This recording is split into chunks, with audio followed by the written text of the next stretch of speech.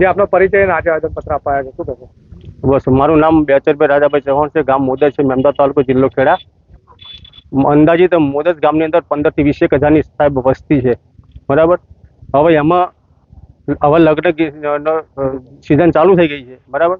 હવે ટૂંક સમયમાં આજુબાજુમાં લગભગ 12 થી 14 સ્કૂલો આવેલી છે, બરાબર. અને આજુબાજુમાં બાયપાસ કરવાવાળા ઘણા બધા દર્દીઓ પણ છે બધા, એટલે ડીજેનો બહુ જ ત્રાસ છે.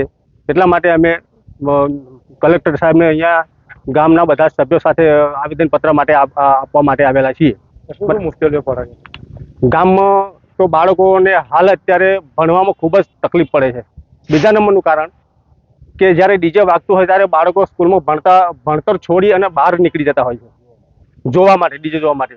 અને આજુબાજુમાં લગભગ એટલા એરિયામાં બાયપાસવાળા સ્ટેન્ડ મુકાવેલા, ઘણા બધા પેશન્ટો છે, બીપીના દર્દીઓ છે, ડાયાબિટીસના દર્દીઓ છે, ઘણી બધી વૃદ્ધ માણસો છે, ઘણા બધા આવી બધી બહુ મુશ્કેલીઓ પડતી હોય છે. એટલા માટે અમે ગામના તમામ સભ્યોશ્રીઓ સાથે આવી મળીને કલેક્ટર સાહેબને આવેદનપત્ર માટે આપવા માટે આવેલા છીએ. બહુ ઊંચા અવાજે વગાડે ચાલુ? બહુ જ ઊંચા અવાજે સાહેબ, બહુ જ ઊંચા અવાજે ડીજે વાગે છે. હાય, અને કોમ્પિટિશન સૌથી વધારે છે. કોમ્પિટિશનનો બેઝ આવી ગયો છે. આ બધી બાબતે તમે પોલીસને જાણ ના કરી? બસ હવે ટૂંક સમયમાં અહીંયાથી પછી આગળ અમે પોલીસ સ્ટેશનમાં પણ જાણ કરવાના છે, આવેદનપત્ર આપવાના જ છે. જે આપનો પરિચય આજે આવેદનપત્ર આપવા આવ્યા, શું કહેશો? અમે મોદજ ગામથી આવ્યા છે, મેમદાવાદ તાલુકો છે મારું. અમે મોદજ ગામના પંચાયતના સરપંચશ્રી, સભ્યશ્રીઓ તેમજ બીજા ગામના આગેવાનો પણ આવ્યા છે સાથે. ગામની અંદર ડીજેનો ઘણો બધો ત્રાસ છે. ઘણા સમયથી ડીજે બહુ મોટા અવાજે વગાડે છે અને વિભિન્ન ગાયનો ગવડાવે છે.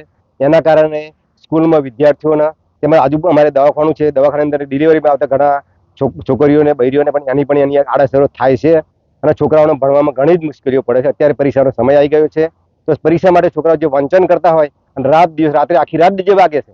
5 મિનિટ 10 મિનિટ વાગતો, કલાક 2 કલાક વાગતો વાંધો ના આવે, પણ આખી રાત ડીજે વગાડે, હાઈ લેવલથી વગાડે, હાઈ અવાજથી વગાડે. એના કારણે છોકરાઓ ભણવામાં ધ્યાન આપી નથી જતા. એના લીધે આર્થિક રીતે ગામની અંદર ઘણી નુકસાની થાય છે અને શિક્ષણમાં પણ ઘણું નુકસાન થઈ રહ્યું છે. એટલે અમે ગામના આગેવાનો, ગામના હિત માટે અને ગામના ઉત્કર્ષ માટે અમે આ બધા આગેવાનો અને સરપંચશ્રી અને પંચાયતના સભ્યો, ડેપ્યુટી સરપંચશ્રીઓ તેમજ ઘણા બધા માણસો અમે સાથે આવીને માનનીય કલેક્ટર સાહેબ અમને આવેદનપત્ર આપવા માટે આવ્યા છીએ અને સાહેબને ઘટતું કરવા અમે વિનંતી પણ કરી છે. હા, આપનો પરિચય? ચૌહાણ રમેશકુમાર મોદીભાઈ ચૌહાણ, મોદજ, તાલુકો મેમદાવાદ, જિલ્લો ખેડા.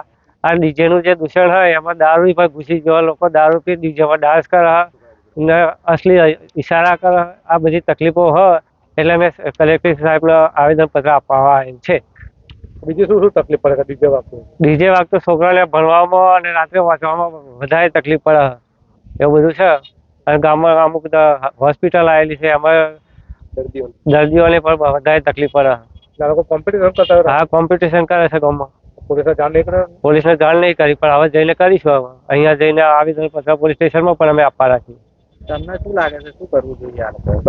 બંધ થઈ જવું જોઈએ આ ડીજે અને કોમ્પિટિશન તો સમુદ્ર અને આ દારૂના અડ્ડા છે, એ બધું બંધ થઈ જવું જોઈએ. દેશી જે કંઈ થતું હોય એમાં લોકો બીપીના બીભત્સ ઈશારા કરે, આ બધું છે.